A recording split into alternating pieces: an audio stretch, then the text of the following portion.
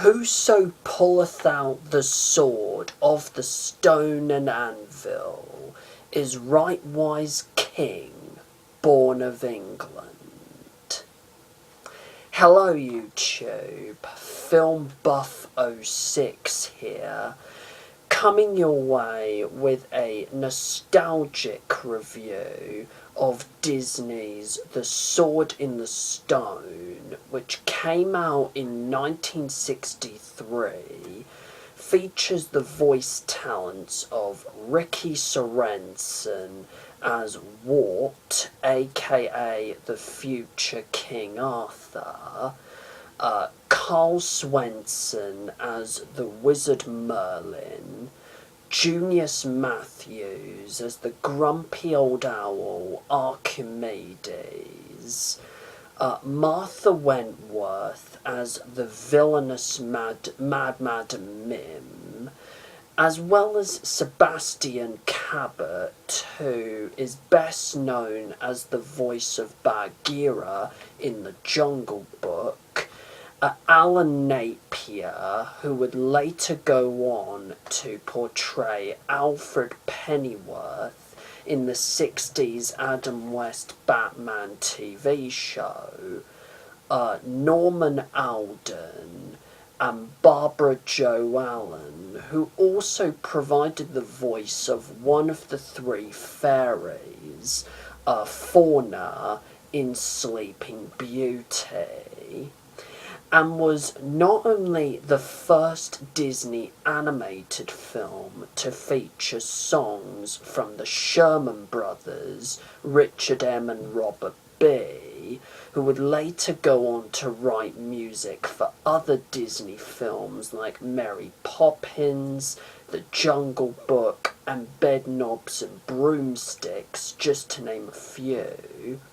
Not only one of the last animated films to feature any creative input from Walt Disney himself before his death, but was also the first Disney animated film to have one director at the helm, who in this case is animator Wolfgang Reitherman, part of the fabled Nine Old Men, who had previously co-directed Sleeping Beauty in 1959, and then directed 101 Dalmatians a couple of years after that in 1961, and later went on several years after that and this film to direct 1967's The Jungle Book.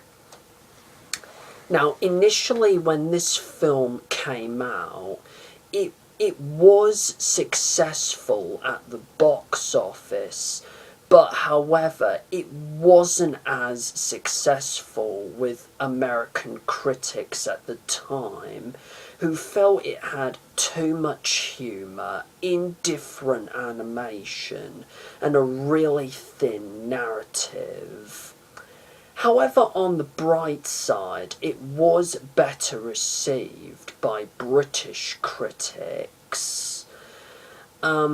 Now, the basic story of this film, which of course is based on the first entry in the Once and Future King tetralogy written by T.H. White, is that the powerful, wise, but slightly eccentric, bumbling, and absent-minded old wizard Merlin takes a young squire named Wart, or Arthur, under his wing and tries to give Wart a decent education with the knowledge that he is going to one day pull an ancient sword out of a huge stone and subsequently become king of all England.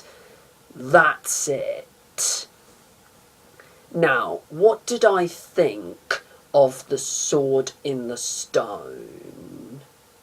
Well, it's not as good as most of the animated classics that Disney have been known for producing, you know, like 101 Dalmatians, Sleeping Beauty, Lady and the Tramp, Cinderella, Pinocchio, Alice in Wonderland, Peter Pan, The Jungle Book, Snow White and the Seven Dwarfs, etc., etc., etc. But that, of course, does not mean that I didn't find this film very enjoyable, which I did. This film lasts for about 77 minutes, so it is very, very short, and yet it moves at such a leisurely pace, if that makes sense. The story, while being a tad predictable, is very entertaining and also quite witty and humorous at times when it needs to, and it does what it says on the tin and educates you. Some of the characters are quite memorable, especially Merlin and even Mad Madam Mim, whoever since this film has gone down in history as one of the most comic Disney villains, alongside the likes of Madame Medusa from The Rescuers, the Queen of Hearts from Alice in Wonderland, Cruella de Vil, quite arguably, from 101 Dalmatians, and Captain Hook from Peter Pan. The voice work from everyone involved is decent.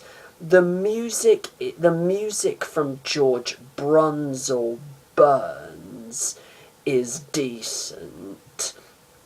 Most of the songs, though, most of which are sung by Merlin, do not really stand out, really, it has to be said. All except for, of course, Higatus Figatus, you know, hoggity poggity woggity whack, abracadabra dabra neck, shrink in size, very small, we've got to save enough room for all, Higatus Figatus Vigatus Bull, Prestidigitonium. For me, the highlight of the film has to be the climactic wizard duel between Merlin and Madam Mim towards the end of the film, which features some of the most creative animation from that time I have ever seen. And the scene itself is quite exciting, hilarious, full of slapstick, and just plain awesome as a result. Plus I thought the squirrel scene was quite cute. Enough said about that. There are only 2 nitpicks, yes, only 2 nitpicks that I have with this film. 2 gripes. One gripe is the animation. Now, don't get me wrong, the animation is great, but in my honest opinion, when you compare it to the animation of some of the Disney greats, you know, like the titles I have mentioned earlier in this video, you know, like Pinocchio, Lady and the Tramp, Peter Pan, and the like, it doesn't live up to the usual standards you would normally expect from Disney. I'm not saying that it feels dated in any way, but I'm not saying that it feels dated, but it's just not up to the usual standards you would normally expect from Disney animation, from a Disney animation. And the other nitpick is to do with the jarring inconsistency of Wart's voice. In fact, Wart is actually voiced by 3 actors, and I'm not making this up, which are, of course, Rickie Sorenson, but also 2 of director Wolfgang Reitherman's sons, Richard and Robert, who provided the voices of so many Disney characters at that time for the studio. One of which was Christopher Robin from The Many Adventures of Winnie the Pooh.